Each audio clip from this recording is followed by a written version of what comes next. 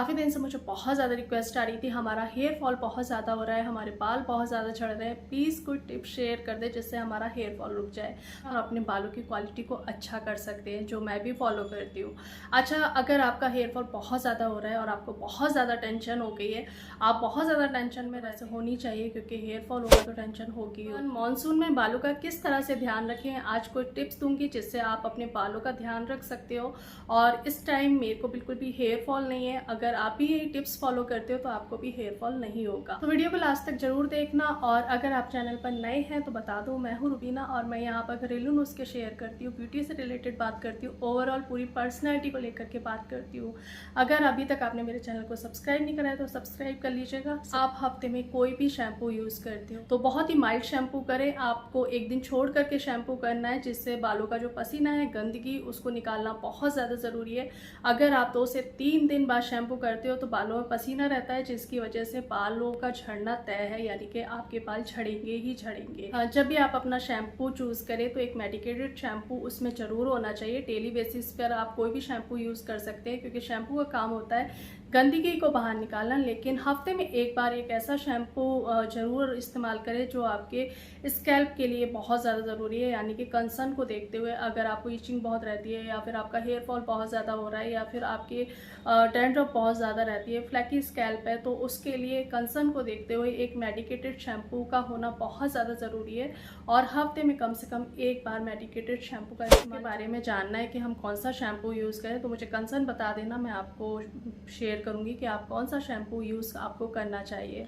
क्योंकि scalp unhealthy होगी ना तो बाल आपका टूटेगा भी और बाल वापस आएगा भी नहीं। स्कैल्प को हेल्दी रखना, साफ रखना बहुत ज़्यादा ज़रूरी है और शैम्पू का काम होता है स्कैल्प को साफ करना। तो पूरे हफ्ते आप कोई भी शैम्पू यूज़ करते हो और शैम्पू जब भी करना है एक दिन छोड़ करके करना है। अगर आपके बाल बहुत ज़्यादा लंबे हैं, बहुत ज़्यादा घने हैं तो एक दिन छोड़ करके नहीं कर सकते हो तो 2 दिन छोड़ करके ज़रूर करिएगा। वो जब आप अपने बालों को धोते हैं तो तुरंत कोम ना करें, कोम करने से बाल टूट जाते हैं। बालों को सूखने दें, नेचुरली बालों को सूखने दें। इस मौसम में कोई भी हीटिंग टूल का इस्तेमाल ना करें, ब्लो ड्रायर, ड्रायर या फिर स्ट्रेटनर, क्योंकि इससे बाल बहुत ज़्यादा कमज़ोर हो जाते हैं और वो टूटना शुरू हो जाते हैं। बालों को नेचुरली सूखने दें, लेकिन जब बाल सूख जाएं तभी ब्लड फ्लो को बढ़ाने के लिए, सर्कुलेशन को बढ़ाने के लिए बालों में मसाज बहुत ज़्यादा ज़रूरी है। उसके लिए हफ्ते में कम से कम 2 बार, इस मौसम में भी 2 बार ऑयलिंग ज़रूर करें, ऑयलिंग को ना छोड़ें। ऑयलिंग के लिए कोई महंगे तेल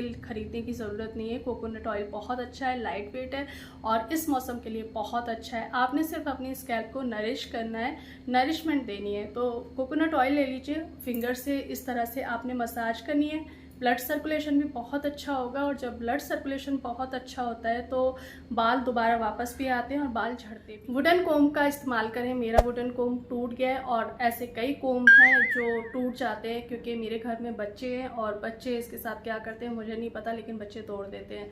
वुडन कोम का यूज़ करें क्योंकि इससे जो ब्लड सर्कुलेशन है वो बहुत अच्छा हो जाता है और ये स्कैल्प के लिए बहुत अच्छा होता है। अगर आप इससे कोम करोगे तो ये देखिए, मेरा बाल वैसे तो नहीं टूट रहे हैं लेकिन ये बालों के ब्लड सर्कुलेशन को भी बहुत अच्छा कर देता है, स्कैल्प की हेल्थ के लिए भी बहुत अच्छा हो जाता है। जब भी कंडीशनर अपने बालों में लगाए तो कम से कम 5 से 10 मिनट के लिए कंडीशनर को जरूर छोड़े। ये मैं हर बारी बात करती हूँ कि अक्सर क्या होता है, मैंने अपने घर में भी देखा है, जब भी हम कंडीशनर का इस्तेमाल करते हैं तो जल्दी जल्दी हमने ऐसे लगाया और उसके तुरंत बाद हम पानी डाल लेते हैं, उससे वो कंडीशनर इतना अच्छा वर्क नहीं करता है। आपने कम से कम 5 से 10 मिनट के लिए कंडीशनर को अपने बालों में छोड़ना है और रूट्स पर कंडीशनर बिल्कुल भी नहीं लगाना है, आपने यहाँ से कंडीशनर लगाना है और एक एक बाल करके आपने इस तरह से कंडीशनर लगाना है, यानी कि आपने कंडीशनर को अपने बालों में भरना है। उसके बाद 10 मिनट के बाद आपने अपने बालों को धोना है। आपने हेयर मास्क जरूर अपने बालों में लगाना है। हफ्ते में एक दिन या तो होममेड हेयर मास्क लगा लीजिए या फिर मार्केट बेस्ड, आपके पास टाइम बिल्कुल भी नहीं है तो मार्केट से एक अच्छा सा हेयर मास्क खरीदिए। हर बालों के लिए, हर बालों के हिसाब से नए नए हेयर मास्क मार्केट में अवेलेबल है और सस्ते भी है, महंगे भी है। तो अपनी पॉकेट के हिसाब से एक अच्छा सा हेयर मास्क खरीदें और कम से कम आधे घंटे के लिए हेयर मास्क को जरूर लगा कर रहने दें।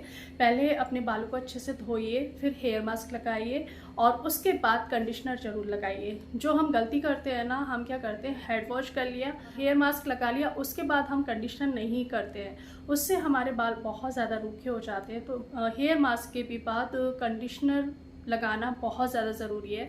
और ये पूरा एक प्रोसेस होता है कि पहले हेड वॉश, हेयर मास्क, फिर कंडीशनर, तो तीनों चीज़ों को आपने साथ में ज़रूर लगाना है। तो हफ्ते में एक दिन आपने हेयर मास्क ज़रूर लगाना है और हर हफ्ते में एक होममेड हेयर मास्क ज़रूर आप लोगों के साथ शेयर करती हूँ, तो उस मास्क को ज़रूर लगाया करिए। मैं भी लगाती हूँ, जिससे हेयर फॉल भी बंद हो जाता है, बालों की क्वालिटी बहुत अच्छी हो जाती है और घर के बने हुए हेयर मास्क ना हेयर हेल्थ के लिए बहुत अच्छे होते हैं। उमस का मौसम है, गर्मी का मौसम है और इस मौसम में हम क्या करते हैं, बालों को अक्सर कर बांध करके रखते हैं।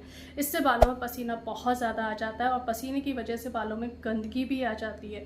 तो दिन में कम से कम 2 बार अपने बालों को खोलें। जब आप बालों को नहीं भी धो रहे हो ना, तो अच्छे से खोलें उसे और हवा में उसे सुखाएं, पंखा चला करके सुखाएं। जब पसीना स्कैल्प से बिल्कुल सूख जाए, बाल आपके बिल्कुल सूख जाए, उसके बाद बांधें। इससे भी हेयर फॉल आपका नहीं होगा। अगर छोटी छोटी चीज़ों का ध्यान रखोगे तो हेयर फॉल कभी होगा ही नहीं, चाहे कोई भी मौसम हो, बरसात हो, सर्दी हो, गर्मी हो।